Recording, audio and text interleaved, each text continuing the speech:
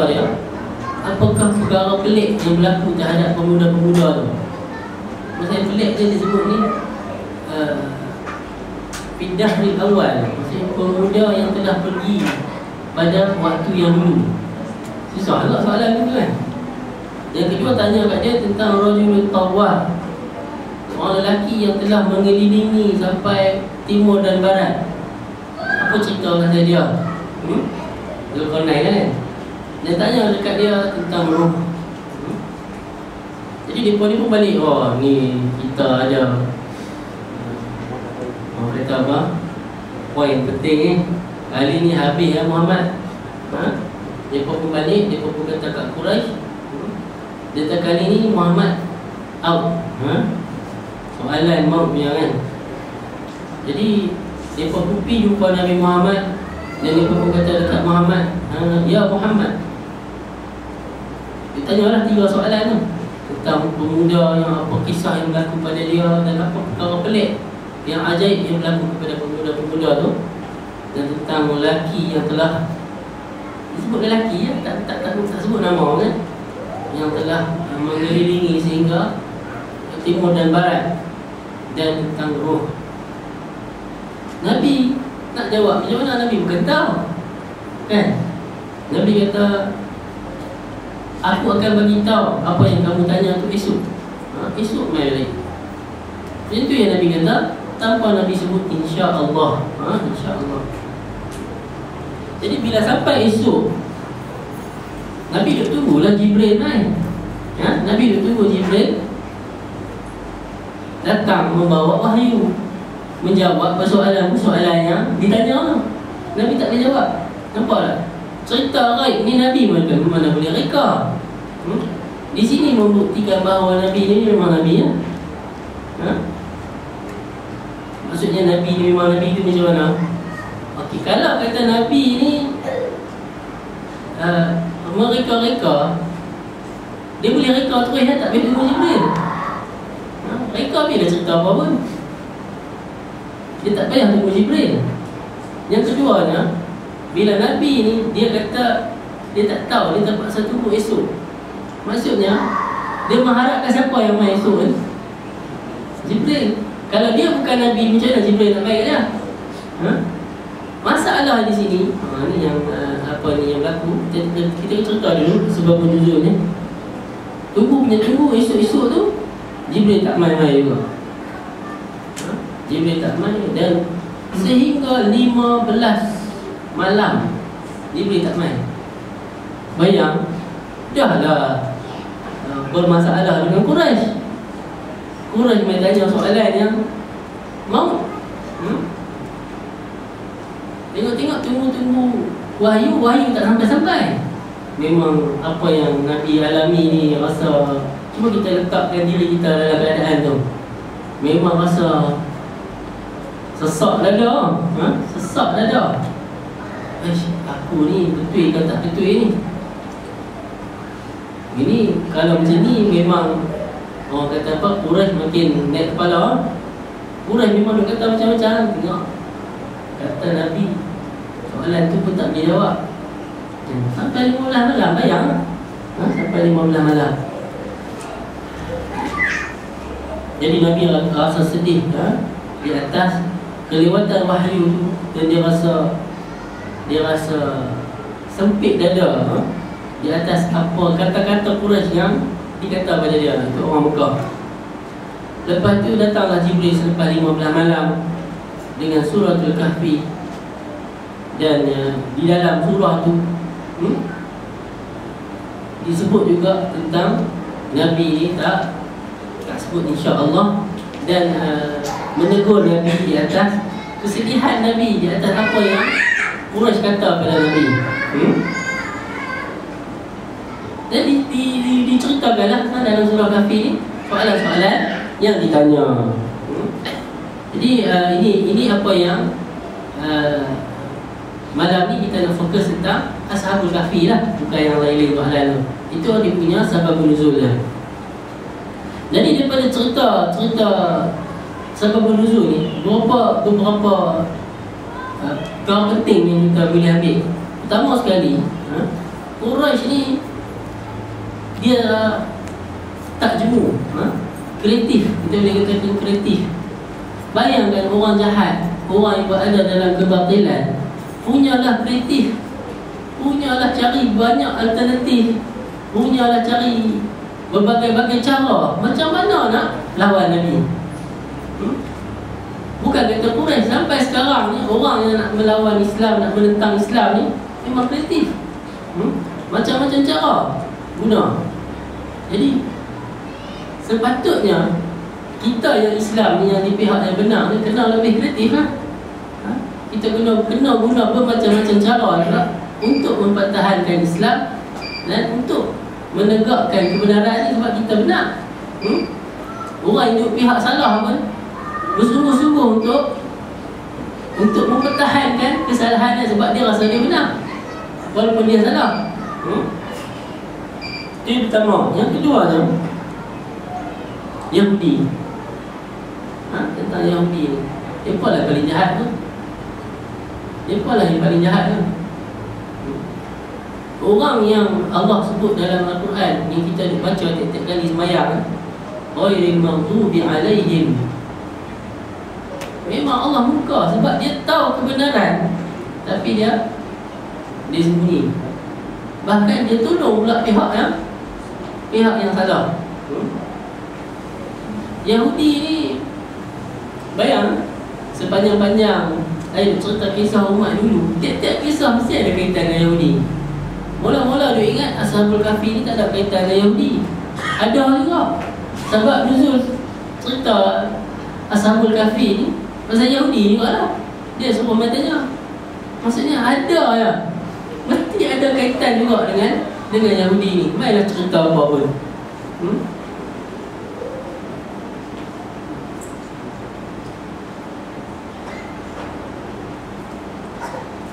Dan beberapa perkara lagi yang kita perlu ambil pengajaran daripada sebab nuzul ni, iaitu apa saja yang kita nak buat, walaupun kita ni yakin benda tu biasalah macam Nabi, kita taklah salah kan. Orang kata apa, macam mana nak kata, memanglah Nabi ni bila dah ada orang tanya benda dia tak boleh jawab, dia kata main lain lah, sebab dia nak tunggu wahyu. Betul lah pendirian dia tu. Memang secara logiknya wahyu akan turun lah. Tapi di sini Allah nak bagi satu pengajaran bahawa apa pun kita nak buat, kita sebut insya-Allah. Walaupun kita tahu benda tu memang akan boleh buat. Macam Nabi ni lah, memanglah secara normal dia mestilah Jibril akan datang bagi wahyu, tak ada masalah pun. Tapi Allah nak abang kata, benda yang rasa dia tak ada masalah pun kena sebut insya-Allah. Apa saja pun semua kena dengan izin Allah. Kalau tak izin Allah tak jadi. Ini satu pengajaran yang kita kena ambil perhatian sungguh. Kadang-kadang memanglah kita ni rasa kita ni habis okey lah, boleh lah, tak ada masalah. Macam saya nak main di sini tadi lah, biasanya memang tak ada masalah pun. Setiap kali main saya hafal ni, orang tak azan ni kan. Hari ni kita pun tak tahu jadi macam mana. Jadi insya-Allah tu penting. Insya-Allah memang dengan izin Allah. Tapi kita punya orang Melayu, insya-Allah ni diguna bila kita teragak-agak nak buat, ataupun memang kita tak apa nak mau buat lepas tu kita sebut insya-Allah. Itu insya-Allah Melayu lah. Dan yang akhirnya, walaupun tadi dah sebut bahawa di sini membuktikan bahawa Nabi ni tak reka Al-Quran. Kalau Nabi reka Al-Quran dalam keadaan orang yang tanya, musuh tanya, bila musuh tanya tu, hak musuh pun nak tunggu jawapan. Tengok Muhammad ni boleh jawab tak boleh jawab. Hak yang Islam dengan Nabi ni pun, sahabat-sahabat pun dia tunggu juga. Tengok dia nak jawab apa kan. Tengok Nabi tak boleh jawab. Di pihak musuh pun dia ada kredit kat mereka, di pihak yang Islam pun boleh buat tergugat juga. Ni betul ke Nabi ni? Maksudnya dalam keadaan tu Nabi pun tak implikasi dia. Kalau Nabi tak jawab soalan ni cukup berat tau kan. Kalau tak boleh jawab satu malam, esok tu boleh jawab, okey lah. Ni sampai 15 malam, 2 minggu lebih. Maksudnya kalau dalam keadaan yang macam tu, kalaulah Nabi ni memang orang yang mereka Al-Quran, Nabi boleh reka lah. Takkan Nabi nak biar dia tak jawab kot. Dia reka Al-Quran tu. Tapi ni dah sini membuktikan bahawa Al-Quran ni memang bukan Nabi buat. Kalau Nabi nak buat kat sana, ni lah waktu paling cantik dan waktu paling sesuai, dan tu waktu yang paling layak untuk Nabi reka Al-Quran. Okay, habis cerita tentang sababun nuzul. Satu lagi yang saya nak tekankan bila masuk Ashabul Kahfi ni, hari ni kira macam mukadimah Ashabul Kahfi. Tak apalah, kita bermula lambat ni, dan insya-Allah boleh jalan lambat dan insya-Allah kan. Beberapa perkara yang Allah tak sebut, Allah tak sebut secara detail tentang Ashabul Kahfi ni, cukup banyak. Pertama sekali, Allah tak nyatakan pun dalam surah ni bila berlaku cerita ni. Bila? Zaman bila? Era siapa?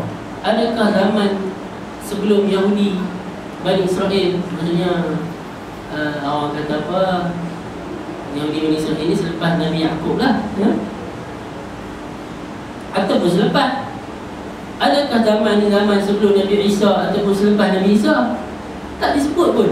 Nabi pun tak pernah hurai pun. Bila Nabi cerita Ashabul Kahfi ni berdasarkan Al-Quran, sahabat-sahabat ramai tanya Nabi, ya Rasulullah, cerita ni bila? Sahabat pun tak tanya. Sahabat pun tak boleh tanya. Pelik juga kalau kita lah ada zaman tu, rasa kita pergi tanya orang kan. Kita lah kan. Tapi sahabat tak tanya. Sebab dia tahu apa yang penting, apa yang tak penting. Yang kita ni jenis nak tahu benda macam tu lah. Yang kedua, Allah tak sebut pun agama apa yang penduduk persekitaran kaum Ashabul Kahfi ni anuti. Agama apa? Adakah dia punya agama Yahudi ataupun agama Nasrani ke, ataupun agama-agama mana yang lain? Tak dinyatakan.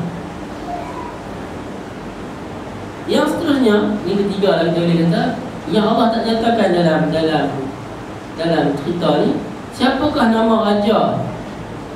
Nama raja atau nama pemerintah.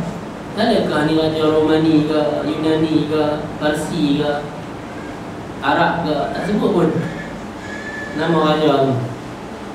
Yang seterusnya, yang keempat, yang Allah tak sebut juga dalam cerita ni, nama bandar. Walaupun banyak disebut Antakiyah lah, Tartus lah, Afsus lah, Aman lah, macam-macam nama lah. Nama bandar pun Allah tak sebut. Dalam cerita ni Allah tak sebut di mana berlakunya cerita ni. Yang seterusnya Allah tak sebut nama bukit dan gua tu gua apa, kat mana? Dekat Jordan ke? Dekat Syria ke? Dekat Turki ke? Sebab ketiga-tiga tempat ni mendakwa dekat tempat mereka ada gua Ashabul Kahfi ni. Di Jordan pun ada, di Syria pun ada, di Turki pun ada. Sampai tiga. Cerita ni Allah cerita satu dalam Quran, tapi gua ada tiga.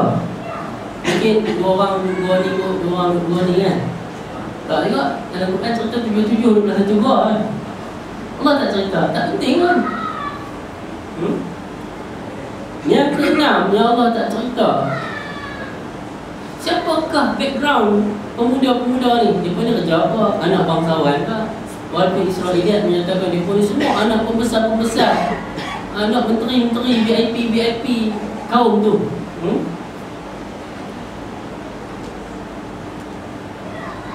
Tak diceritakan ya, siapa.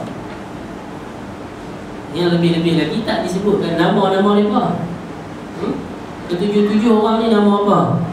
Tapi ramai orang yang duk cari nama mereka apa. Dan ramai juga yang beriktikad bahawa nama-nama mereka ni banyak hikmatnya. Saya sendiri pun pernah di pelawar. Ustaz, dia ada title Ustaz. Itu yang jadi masalah. Dia main cerita ke saya, kalau tulis nama-nama Ashabul Kahfi ni dengan nama anjing dia, gulung dalam kain hitam, ikat kat lengan, tak kena bala bencana. Saya ada kawan aksiden dengan trailer pun tak mati, tak cedera. Allah tak sebut pun nama mereka dalam Quran. Masalah dah nanti.